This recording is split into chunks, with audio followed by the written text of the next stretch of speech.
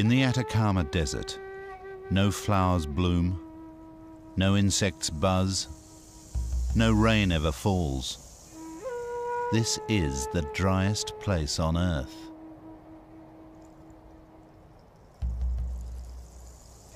Yet there was once water here. The fretted hills speak of downpour and of deluge.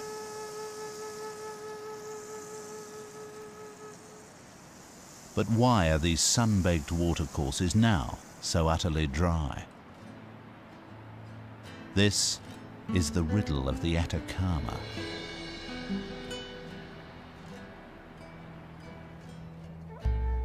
Stretching down the western side of South America, Chile is an extremely long, narrow country. In the north is the Atacama Desert. It's confined by the Pacific Ocean on one side, and on the other, the mighty Andes Mountains. Here, beside the Atacama, nestled on the roof of the Andes on a great high plain called the Altiplano, there is water, and there is life.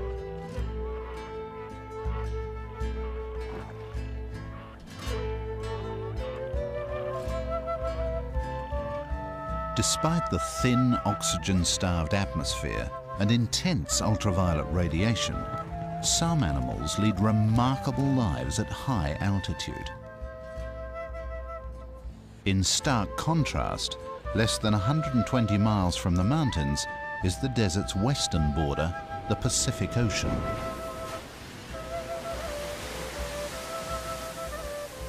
The sea's riches attract some unlikely hordes.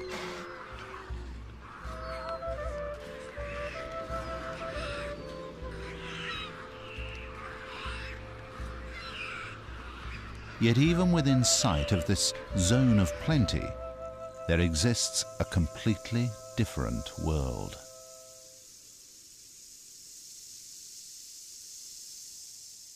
The sterile Atacama Desert is devoid of movement and of sound. Could any life exist within the desert's arid heart?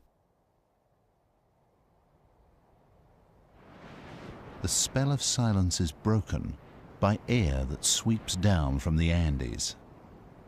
The fierce desert heat spins the cool air skywards.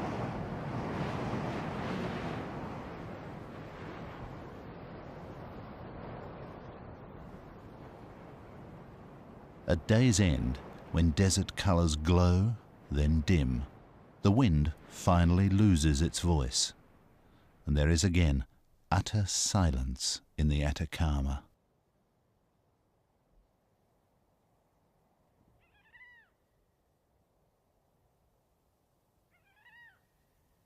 Then, from the dark wilderness, eerie, unearthly cries can be heard.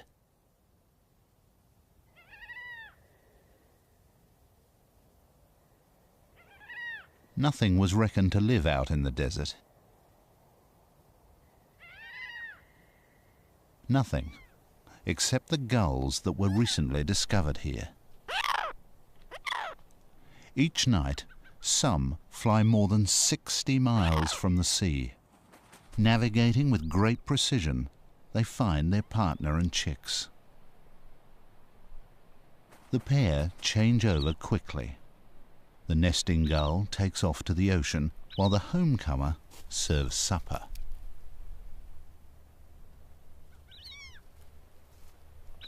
This will be the only meal that the chick will receive in 24 hours.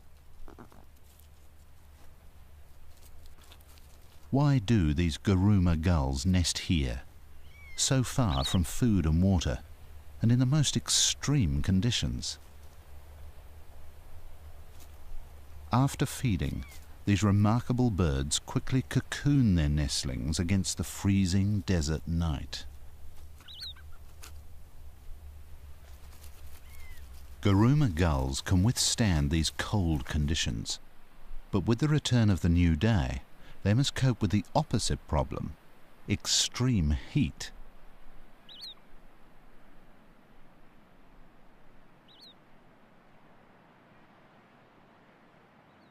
As the morning temperature soars, they pant like dogs and fluff their feathers to circulate air close to the skin.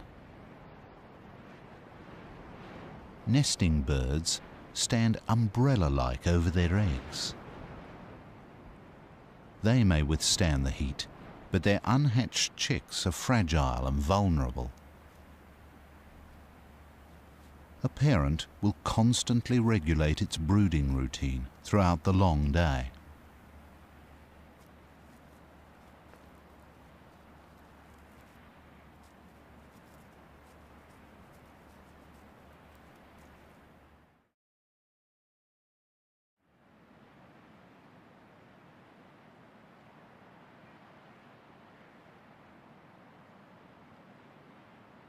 A Garuma gull's specialization for desert life begins even before it has hatched. Every chick must struggle to escape from an uncommonly thick eggshell. It's designed to prevent water loss in this harsh environment. But the thick shell slows down absorption of oxygen.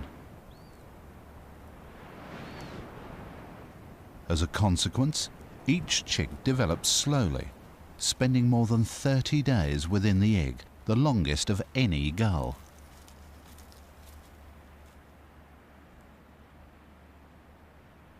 "7 days after hatching, both parents begin feeding at sea by day, leaving their chick home alone.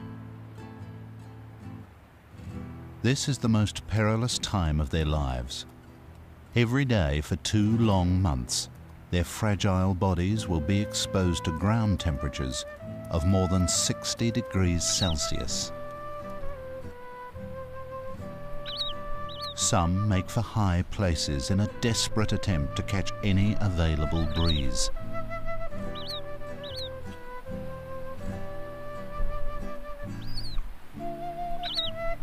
Others use whoever or whatever they can as sunshades.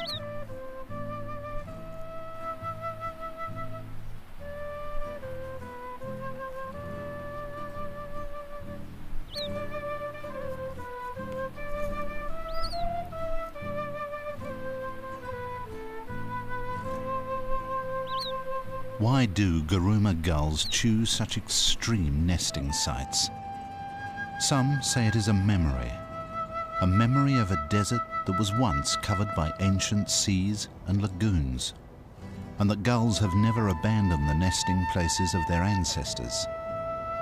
Others say they nest here for safety.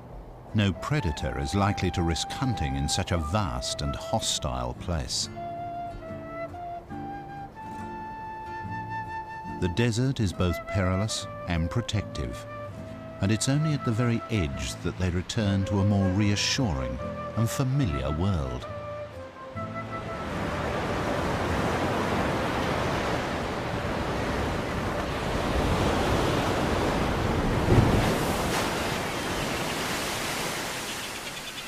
The contrast between desert and ocean could not be greater. Garuma gulls go fishing in one of the richest seas in the world. Their existence in the desert is only possible because this ocean explodes with life. Millions of tons of anchovies and other small fish shoal off the coast of Chile.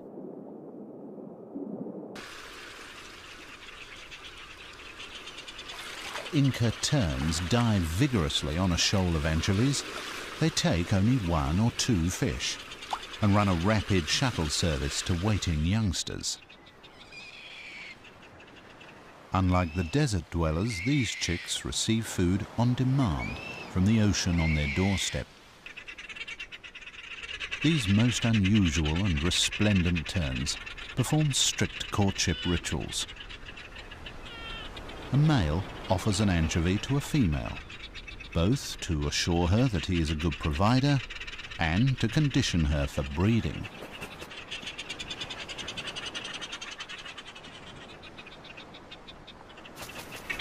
Like brightly attired courtiers in a medieval pageant, they bow appeasingly. And only when due ceremony has been observed is the mating ritual completed.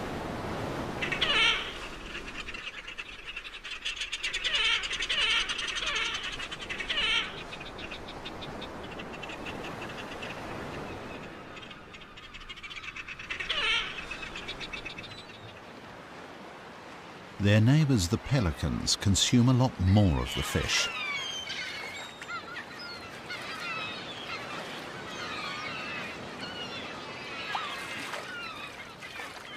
Pelicans can scoop up to 7 pounds of anchovies in their throat pouches.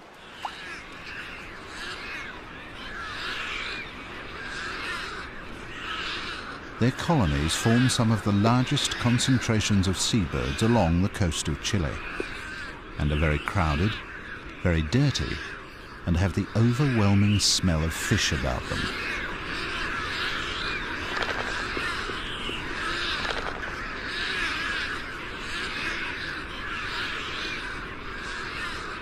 To prevent soiling and infection in a place of filth and parasites, even large chicks lack feathers, looking more like strange prehistoric reptiles. Lunch today and every day is part digested anchovy gruel.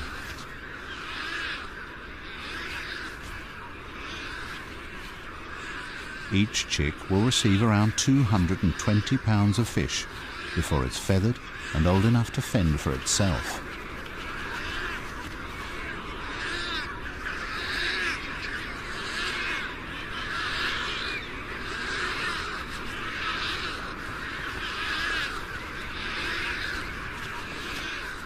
The same feeding frenzy is taking place among 20,000 other pelicans, and of course among all the other seabirds along the coast.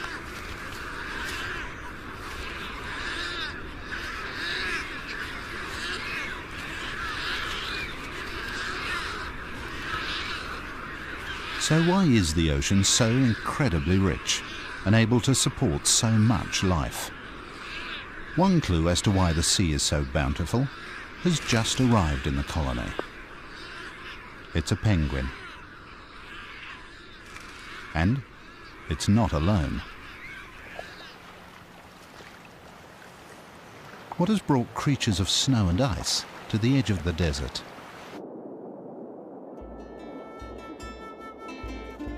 The answer lies in their name, Humboldt penguins. They're here because of the exceedingly powerful Humboldt current. Flowing all the way from Antarctica, it brings great riches. The current also brings masses of cool water. It rarely gets above 12 degrees Celsius.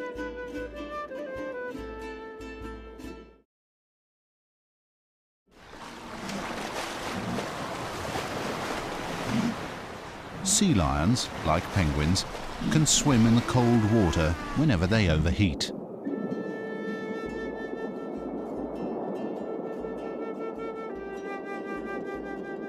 Curious juveniles perform their languid ballet in water of surprisingly low visibility. The water is cloudy because of the incredible growth of plankton, up to 4,000 microscopic organisms in every pint. Conditions are ideal for plankton growth. It's stimulated by oxygen-rich water, upwelling minerals, and the intense sunshine. This incredibly rich broth at the bottom of the food chain eventually feeds everything along the desert coast.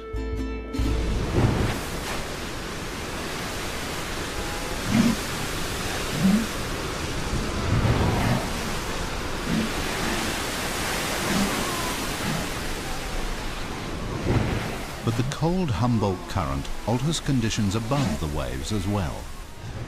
The air above the colony is 10 to 15 degrees cooler than expected at this latitude.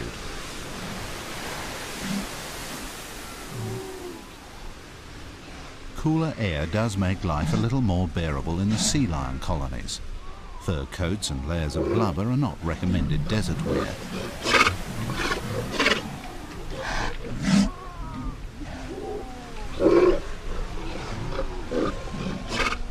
But if the air is not cool enough, then there's always the luxury and relief of the Humboldt current.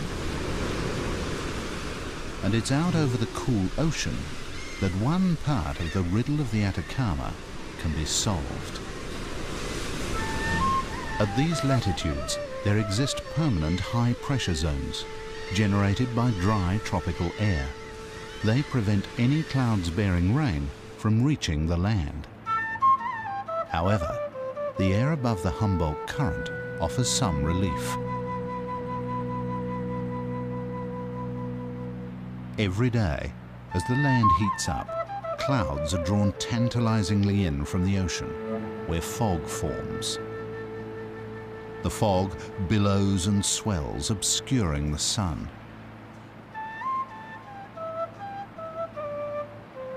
In northern Chile, this fog bank is known as the Camanchaca.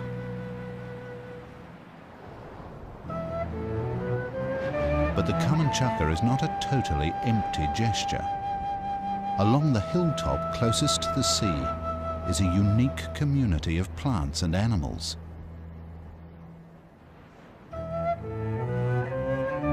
All live on the very edge of life.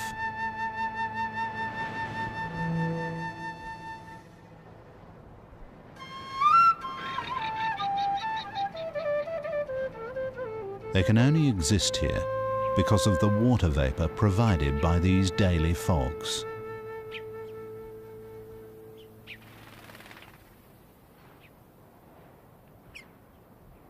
Moisture may condense on lichens or the spines of cacti. Ridged stems then funnel water down to the roots. The Camanchaca brings the miracle of life to the desert fringe, but it's a cruel and empty gesture to the parched land beyond. A few hundred yards from the coast, the fog evaporates into thin air.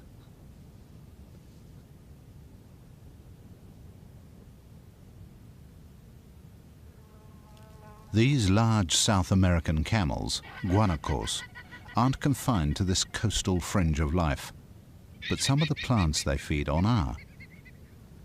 Guanacos survive on this tough plant material. For water, they will suck lichens like a sponge. The cacti that survive with least water are barrel cacti.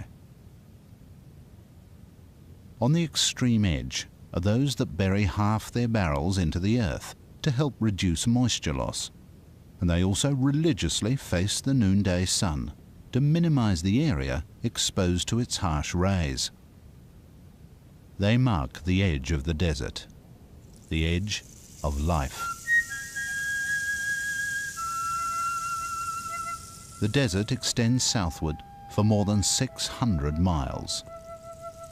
Always there is a coastal fringe of life. Closer to its southern boundary, a little winter rain assists the fog in growing larger cacti and allows larger animals to gain a greater foothold.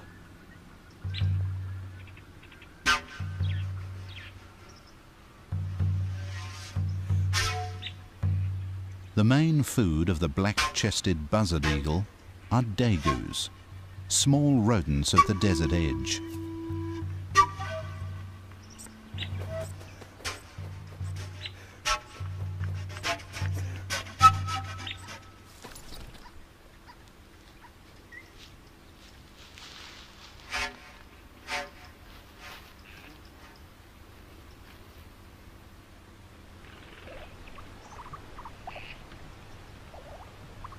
Dagus control buzzard eagles' survival through their breeding abilities.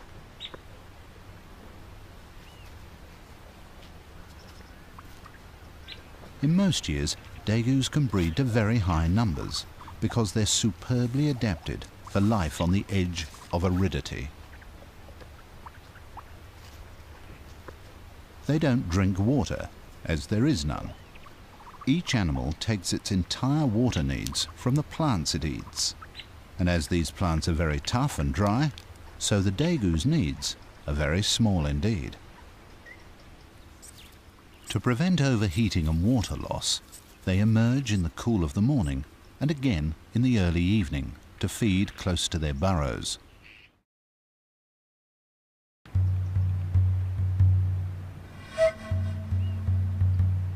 The buzzard eagle has a large feeding range.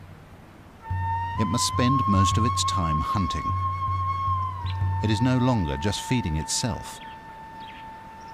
Back at the nest, there are two more.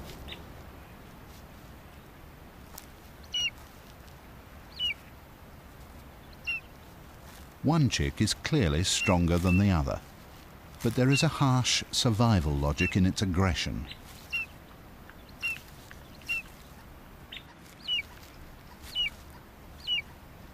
In years of little food, the bigger, stronger chick will take all and grow well. The weaker will eventually die through stress and neglect. The alternative is for both to weaken and possibly die.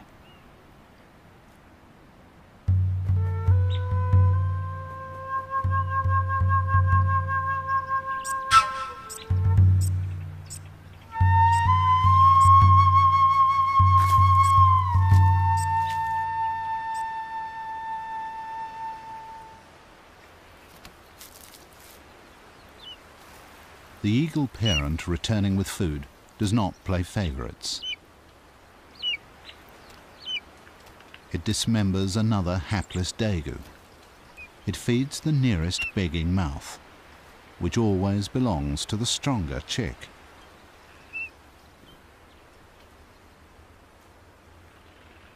The fortunes of predators may be linked to their prey, but ultimately everything depends on the daily fogs of the Kamanchaka.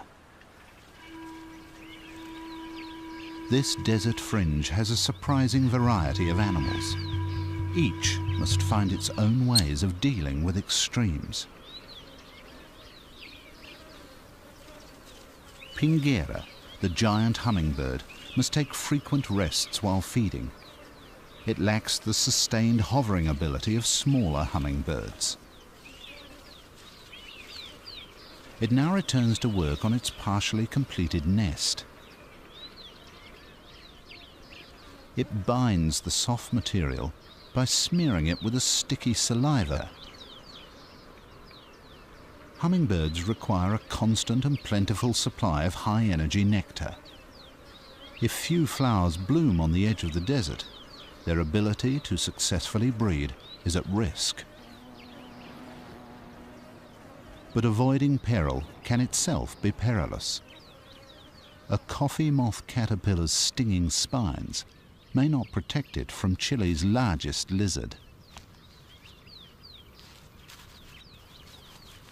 The Calopistes iguana neutralizes the stings by wiping the caterpillar clean.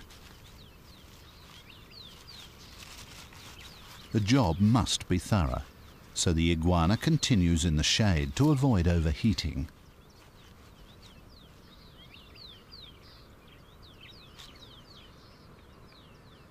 But in the constant balancing act of hunger versus risk, some food remains permanently off the menu. The poisoned hairs on the Chilean tarantula can become embedded in the mouths of desert animals. They know to leave it well alone.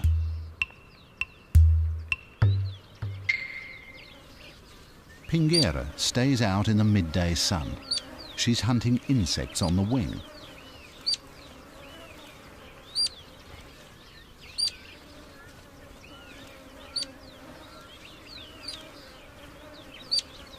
Her young chicks now require protein if they're to survive, but feeding them is an art in itself.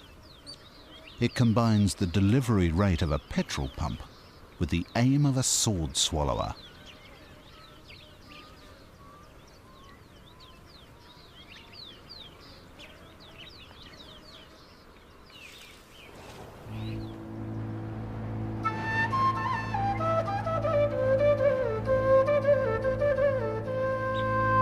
Near the southern edge of the desert, where coastal hills are a little higher, the daily Kamanchaka creates its ultimate gift, its greatest contrast to the desert. Here, incredibly, a rainforest looms out of the fog. The high hills catch just enough fog to grow a few tiny forests, which are known internationally as great wonders of the botanical world. trees and shrubs capture 6 times more moisture than the lower slope nearby. Branches are draped with epiphytes and mosses, and the air is filled with the pungent aroma of humus.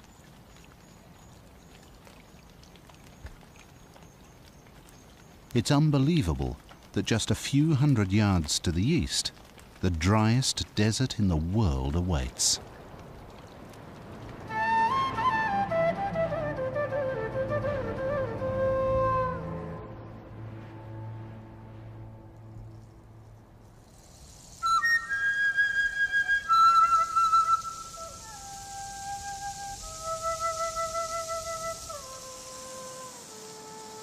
In the millions of years since rain filled the watercourses of the Atacama Desert, this wilderness has proved a highly effective barrier to the movement of wildlife.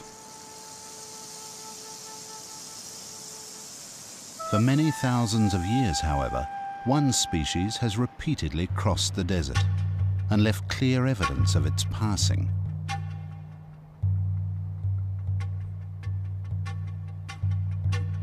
These huge geoglyphs were probably ancient signposts.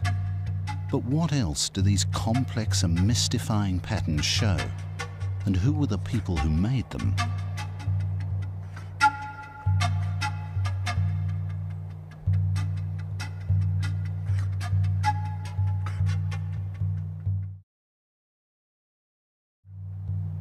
Closer to the mountains, in valleys where a little water brings a splash of green, there are caves.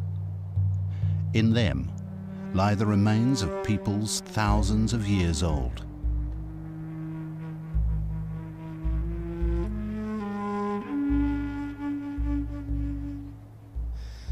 The dry desert air has also preserved their art which speaks of their enduring bonds with the desert and with the mountains to the east.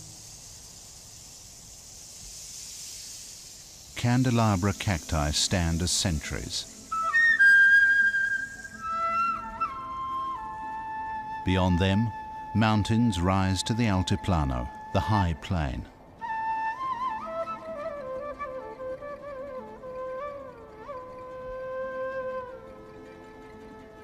This is the home of the descendants of those mummified desert people.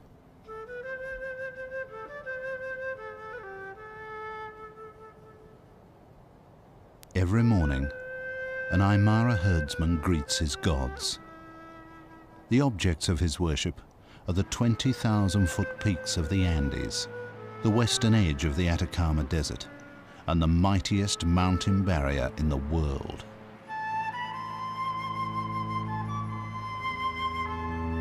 The mountains are flanked by scores of active volcanoes, ominous and potent indicators of mountains in the making.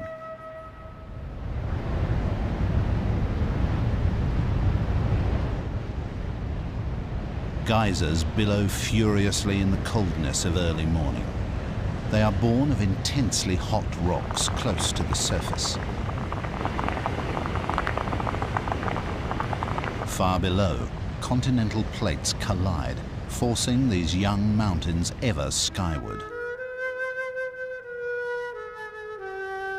And just as the cold Pacific Ocean answers one half of the riddle of the Atacama, so the Andes answers the other half. Rain-bearing clouds from the tropical northeast are prevented by these mountains from ever reaching the desert below, the high peaks forcing the clouds to release all their precious moisture.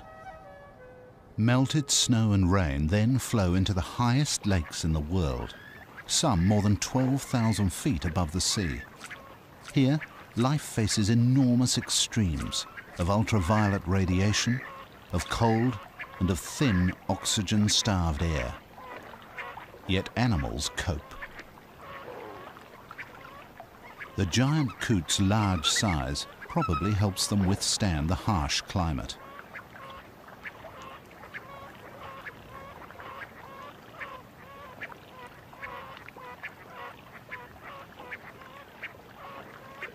Whenever lakes are ice-free, the birds will gather large quantities of weed to construct huge volcano-shaped nests.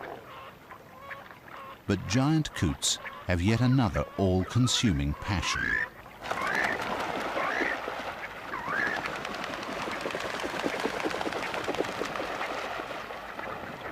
Family groups are forever disputing territory. If one group crosses some invisible line in the lake, their neighbours will rush out and beat them up.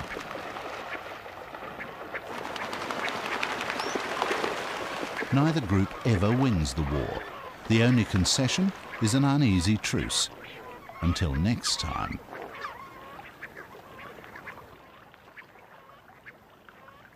From the high lakes flow rivers and streams which create precious ribbons of green, known as bofedals. For centuries, they've been lifelines for the Aymara and their flocks of llamas and alpacas.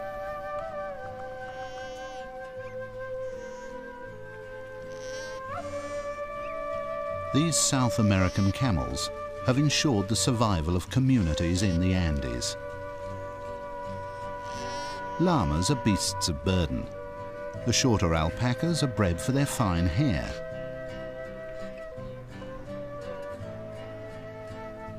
Life above 12,000 feet has demanded adaptations of both the animals and the people who tend them. The blood of both contains high numbers of red cells to extract maximum life-giving oxygen from very thin air.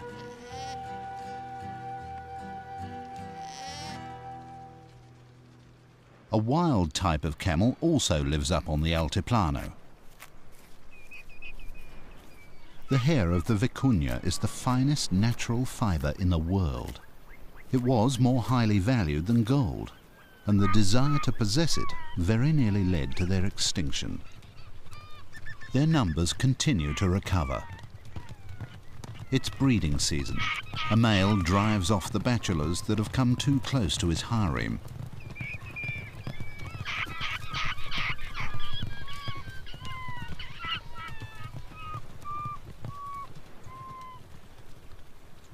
Vicuña rarely pause during these high-speed chases, which may go on for hours.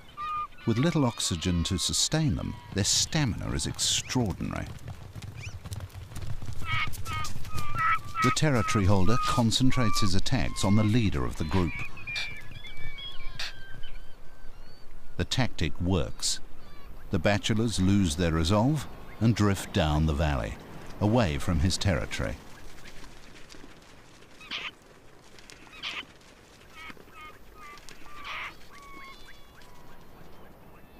The plants are extremely tough and spiky, with little food value. Yet these remarkable animals not only survive, they're coming back from the edge of extinction. A fox is attracted to the birth of a vicuña. Vicuña births always take place in the early morning. The infant dries off and gathers its strength in the day's sunshine.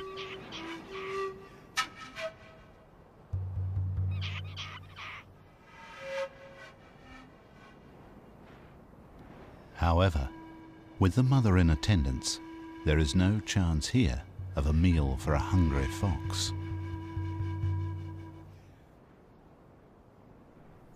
But as the supreme opportunist, the fox will take advantage of any food source.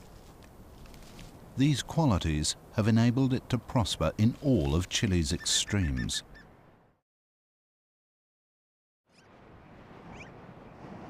The bofedal is strewn with piles of rock, the remains of old volcanic eruptions. They're much sought after by vizcachas. These unusual animals warm themselves after another freezing night on the Altiplano.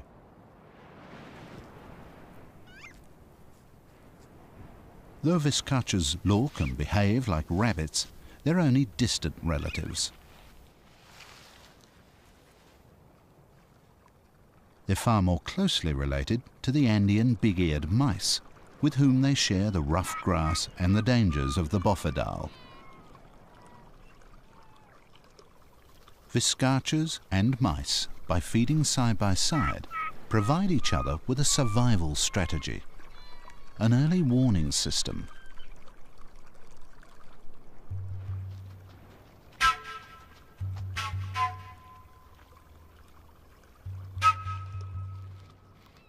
At the approach of the fox, the sentry's whistle alerts the viscachas. But a few mice fail to heed the warning.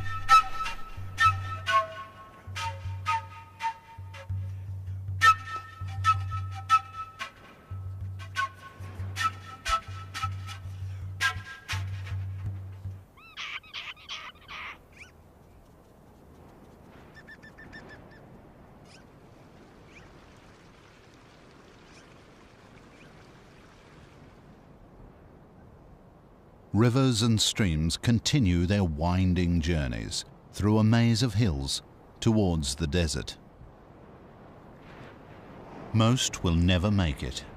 They end in large basins. Here, water evaporates rapidly, leaving vast salt pans, stretching as far as the eye can see. There are signs of life in this desert of salt. A pink stain from a washed-up tide of algae and bacteria feeds tiny brine animals. They, in turn, feed some highly specialized birds. Flamingos gave rise to the legend of the phoenix, a bird said to live for 500 years, then built its own funeral pyre from which it rose reborn and unscathed by flames. Though their feathers are still tinged with those legendary fires, the red colour comes from a carotene pigment in the brine creatures on which they dine. 3 species inhabit the salt lakes. Both the James and Andean flamingos strain the water for the tiniest microorganisms, whereas the Chilean flamingo feeds according to its Spanish name, flamenco chileno.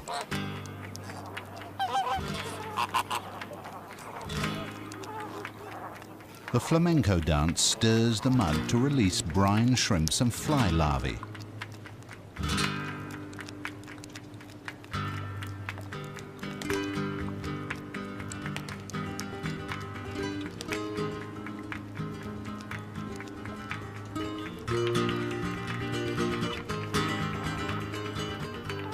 Other birds perform ballets of the brine lake.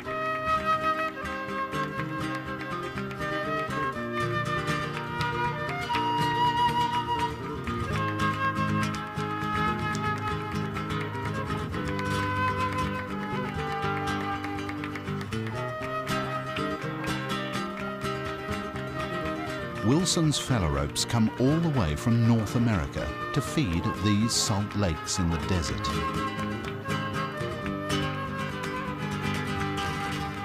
Others live nearby all year round, like Andean geese. But whatever the bird, and by whatever means, scythe, sieve or spear, they all reap the harvest of the salt lake.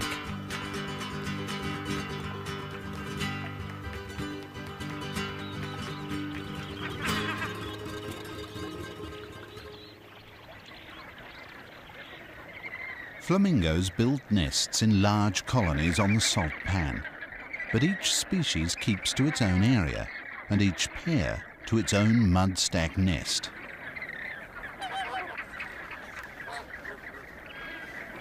Young chicks are unable to feed themselves. Instead, their parents feed them a blood-red secretion similar in composition to mammalian milk. Flamingos are highly adapted for life on the salt pan. Not only must they cope with extreme heat, but also with the highly caustic salt. As chicks grow older, they gather in large groups for mutual protection. They're easily startled. A gust of wind is enough to send them into a stampede.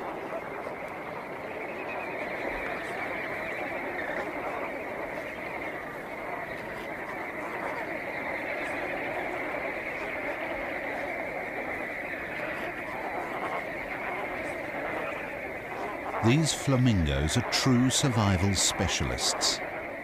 They overcome the heat of the driest desert in the world, where the rules of life are brutally simple: adapt or die.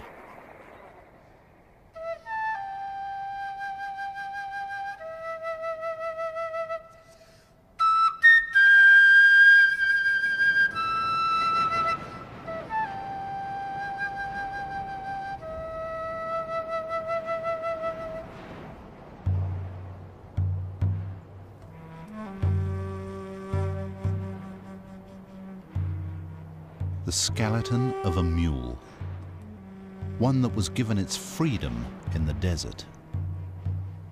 Without food or water, it perished, its flesh baked to powder by sun and wind.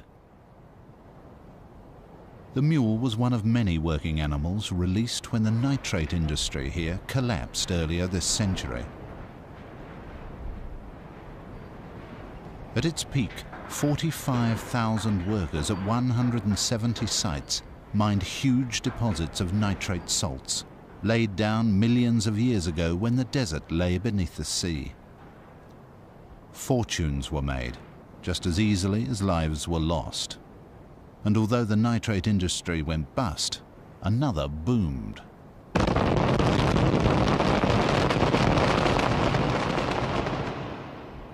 The largest man-made hole in the world, at Chuquicamata, has been created in the search for copper. Up to 2% of the rock is pure copper. This is the desert's buried treasure. Copper remains the biggest contributor to the Chilean economy. Ore is taken out of the ground at the rate of 500,000 tons a day. And pure copper rolls out of the desert on huge, never-ending wagon trains. Technology and profit keep people in the Atacama. Should either fail, then they will leave.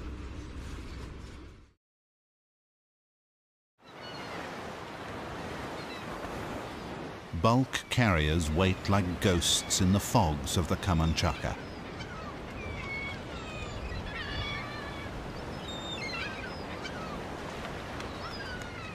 Of all of northern Chile, it is the sea that is the least extreme place to live. The cool and powerful Humboldt current brings riches beyond belief from distant Antarctic oceans. These riches attract a great variety of predatory fish and marine mammals to the edge of the desert. But they're not the only hunters of the deep.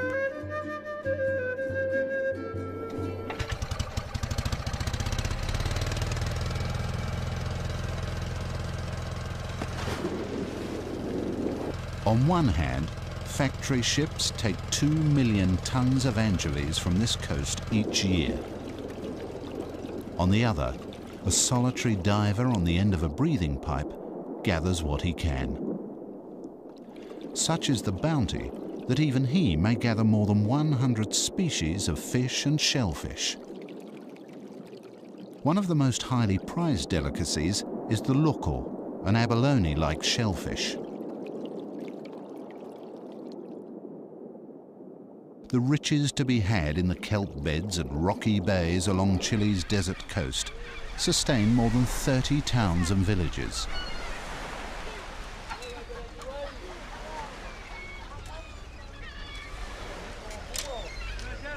This is not commercial harvesting of the sea by factory ships, but small-scale fishing to feed local families. In this way, the needs of the people are no different to that of pelicans or sea lions or penguins. All rely on the bounty of the sea, but that great bounty is balanced on a knife edge. The riddle of the Atacama is explained by a weather machine out beyond the coast. But the weather can sometimes give a twist to that riddle. All creatures that make a home along the coast of Chile live on a border of extreme contrasts. On one side of the shore, there is immense richness. On the other, there is only poverty and sterility. But in some years, the parched desert has its revenge, and the sea becomes as barren as the desert. In the years of El Niño, a reversal of weather patterns and ocean currents transforms the sea. It is warm, clear, and there is little plankton. Without plankton, there are no anchovies, and without anchovies, the birds disperse or die.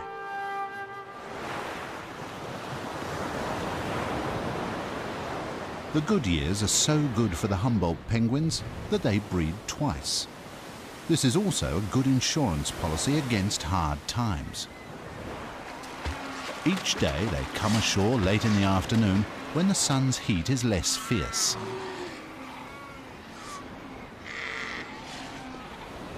But once ashore, they face the problem of life on a bountiful and popular beach.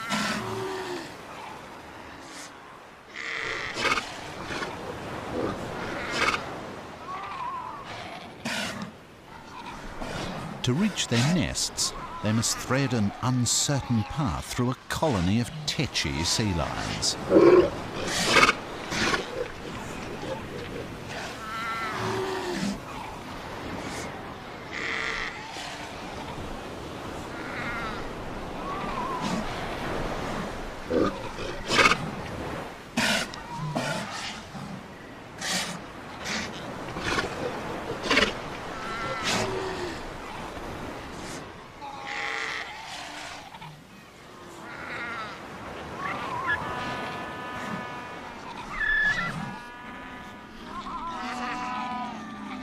Mission accomplished.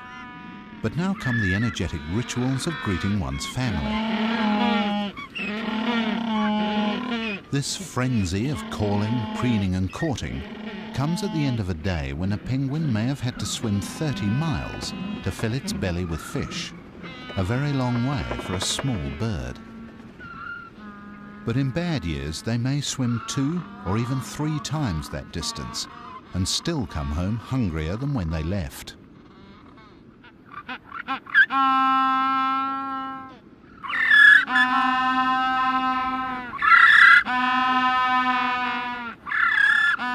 But on the whole, Humboldt penguins have made successful, if rather hectic, lives for themselves, next to the ocean current of the same name.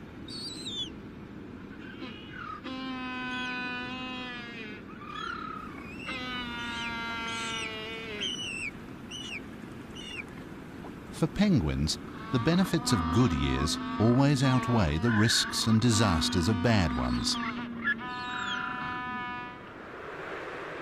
But further along the shore, there are birds for whom every year involves huge risk. Guruma gulls live constantly balanced on the edge of survival.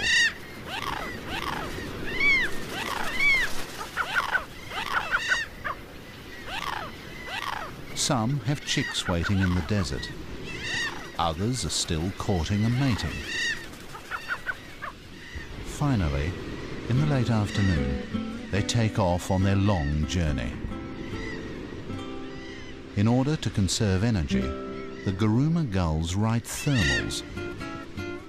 This enables them to spiral to great height before striking out on their epic flight into the desert.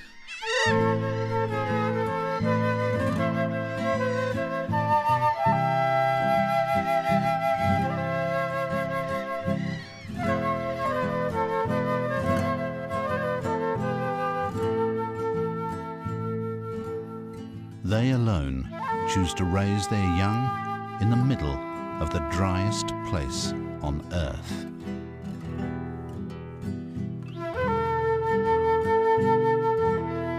Whether they do it to escape the clutch of predators or in memory of the shores of ancient seas may be another riddle. But their endurance here is truly heroic.